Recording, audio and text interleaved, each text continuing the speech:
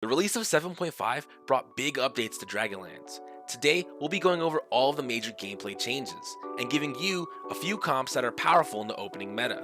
Let's get started. First, let's go over the units added in 7.5. Pause the video if you want to see each trait that the unit has. For 1-cost units, we have Wukong, Talia, Nasus, and Malphite. For 2-cost units, we have Rel, Zyra, Lux, Zac, Kai'Sa, Jax, and Aphelios. For 3-cost units, we have Zeri, Seraphine, Rengar, and Rakan. Now for the dragons in this tier, we have Namzi and Zippy. Zippy gives +3 to Guild, while Namzi has a unique trait now called Prodigy. We'll be going over that later. Both Namzi and Zippy cost 6 gold. 4-cost units added are Graves, Jace, Nyla, Pantheon, and for the dragons in this tier, we have Soam and Swain. All dragons in this tier now cost 7 gold instead of 8. For legendary units, we have one new addition, and that's the 8-cost dragon Terra. Like Terra, all other dragons in this tier now cost 8 gold. Now let's go over the units removed in 7.5. For 1-cost units, we have Aatrox, Tahm Kench, and Taric. For 2-cost units, we have Thresh, Shen, Nami, Jinx, Kayn, and Ashe. For 3-cost units, we have Alawi, Anivia, Elise, Ryze, and Swain. For 4-cost units, we have Corki, Nico, Ornn, Sona, and Talon. And finally, for our 5-cost units, we only have Pyke. Now let's break down trait changes in 7.5. Both Ragewing and Dragonmancer function the exact same way. However, their breakpoints are now 2, 4, 6, and 8. This is different from when it was 3, 6, and 9. Returning is also Jade. Jade still functions the same way, however the tier breakpoints have now changed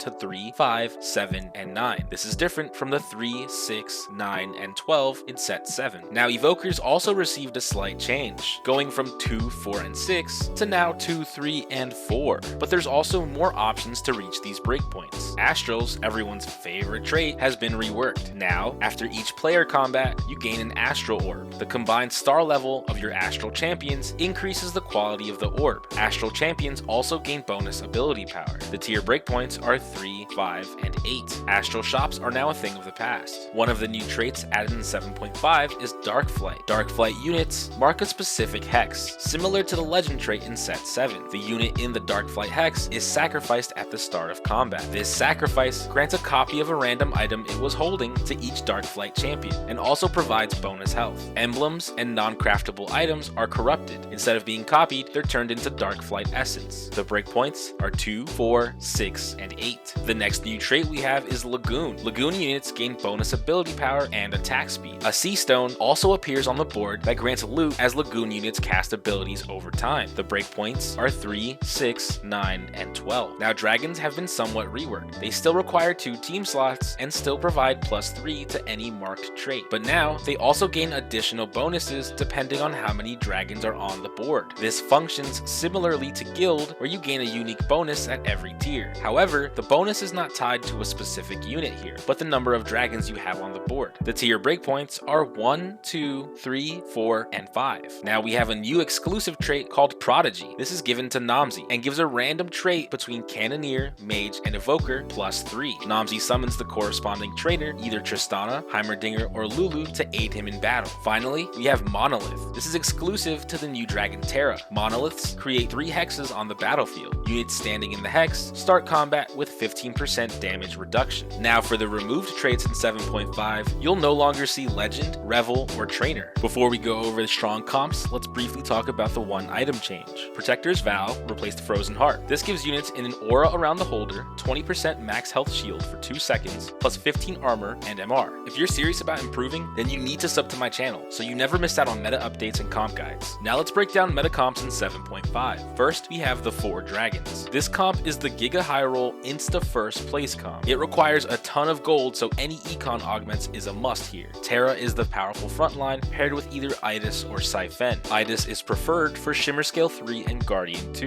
Aoshin will be your main carry, and Shyvana will be the backup. There's not much to say about this comp. Get here by any means necessary. Save gold and rack up levels fast if you want to play it. If you get to level 9, which you'll need to for 2-star Shyvana, Terra, and Aoshin, then add Bard or another Tempest unit. Next, we have Dark Flight. This comp is super busted right now. You want Protector's Vow, spread to your flight units by placing it on the altar hex. Graves is the main carry here. The Dark Flight units are just a meaty front line to protect him. Rengar and Kiana have easy backline access, while Graves shreds the front line. You can sub out Bloodthirster for Last Whisper or Giant Slayer if you pick up Celestial Blessing. Archangel Staff on Swain plus Warmogs makes him impossible to kill. He'll continue to heal up from his spells, and if you hit level 9, throw in another Cavalier unit. Now we're talking about Guild Xayah, and in this version, you want Jace tanking. Not much else has changed besides that, and prior to finding Shyvana, you can use Zippy for +3 to the guild trait. Rakan and Hecarim are your desired rage-wing units for the bonus Mystic and Cavalier traits. You can also swap Rakan for a Shapeshifter to boost Jace's HP until you find Shyvana. At level 9, slot in Bard, or you can use another Cavalier until you find him. Xayah needs Gintus, but the other items are up to you. Infinity Edge, Giant Slayer, and Last Whisper all work well. Now we're talking about Whisper Warriors. Olaf is back in the meta as Warrior 4 has become very powerful. This is in large part due to the new Augment Scope weapons, granting players attack speed +1 extra attack range when starting in the back 2 rows. Olaf and other warriors make great use of this augment. However, this isn't needed for the comp to function, but turns the comp broken almost instantly. Throw Siphon in for Whisper 4 and Bruiser 2. Your Whisper frontline will reduce enemy armor while your warriors do the rest. You can swap Terra for Shyvana, and at level 9, throw in Bard or Soraka for added support. Everyone's favorite blue dragon is back with our final comp, Deja Mirage. Now you can still play it with the Cavalier frontline and do perfectly fine, but with the rework to dragons, a new variation is possible. Playing with Guardian frontline instead of Cavalier, at level 9 you can reach Shimmer 5 or Guardian 4. Deja still needs his usual items. Gintus is a must, and you should look to combo that with Archangel Staff, Giant Slayer, or QSS. What comps are you most excited to play? Let me know in the comments down below. Till next time, I'm Swagadelic.